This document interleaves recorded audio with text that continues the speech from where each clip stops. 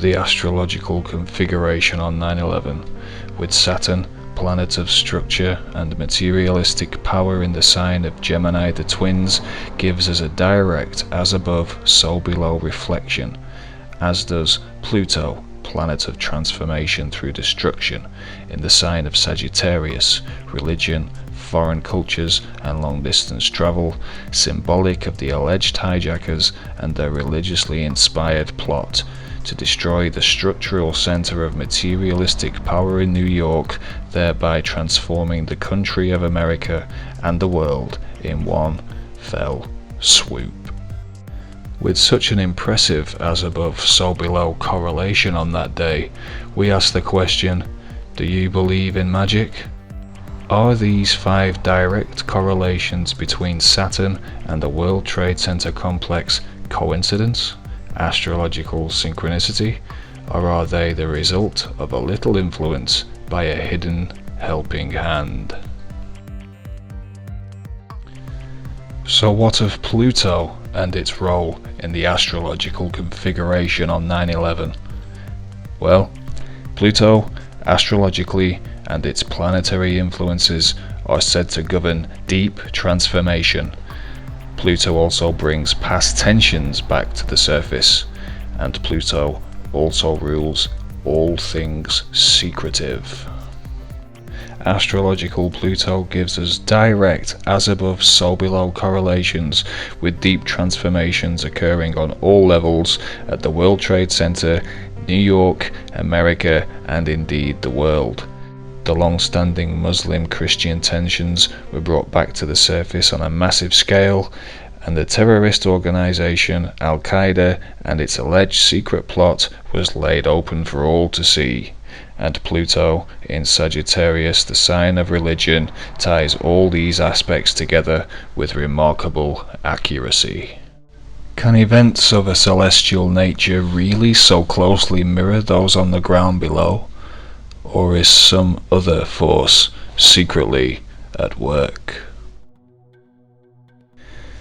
Given that Pluto postdates the origins of ancient astrology and the earlier practices of occult magic, and in the interest of impartial, factual truth-seeking, I find it necessary at this point to explore the history of the recently discovered and recently demoted celestial body, Pluto.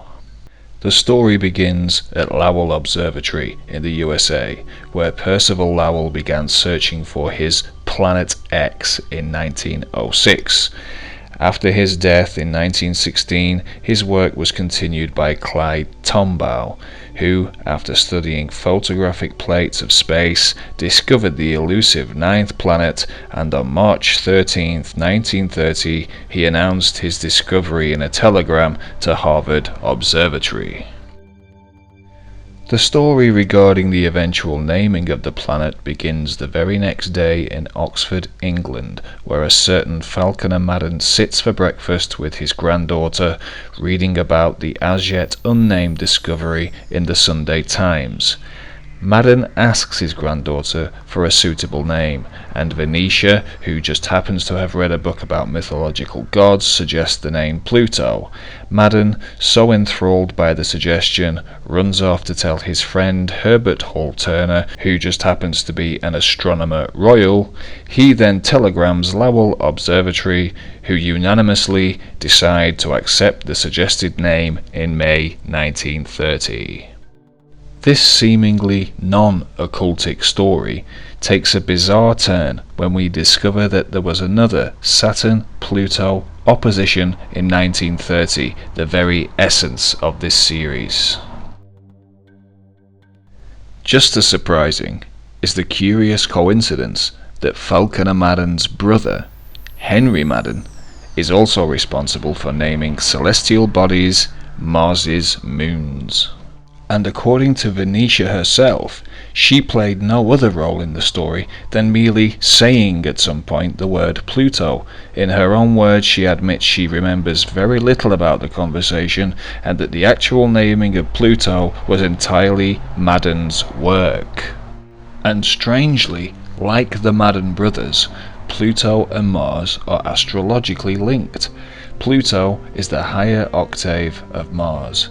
Staggering then to find them both linked to two brothers who played key roles in the naming of two astrologically linked celestial bodies. Is this merely coincidental history? More as above, so below wonderment? Or is there something else at work behind the scenes? Madden was head of the Bodleian Library in Oxford. The Bodleian Library is named after its founder, Sir Thomas Bodley, Freemasonic member of the Brotherhood Fratelli Obscuri and cousin of Sir Francis Bacon, the grandfather of modern Freemasonry.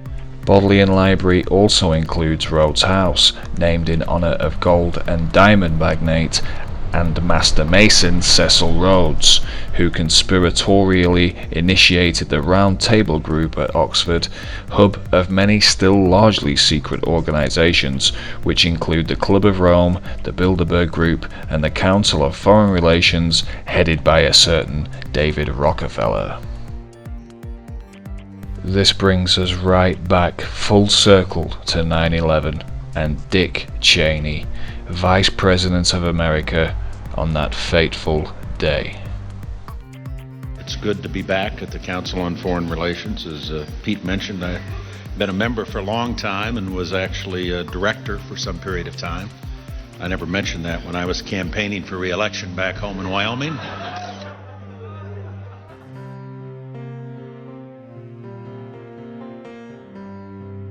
Is the story of the naming of Pluto by a little girl and her grandfather, who just happened to be best friends with an astronomer royal and whose brother just so happened to name the moons of Mars, as believable as it may or may not seem?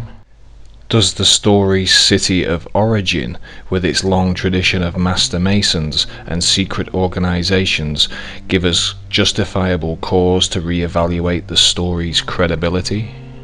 Why decide on the name Pluto and not one of the many other suggestions, one of which came from the astronomer's own widow?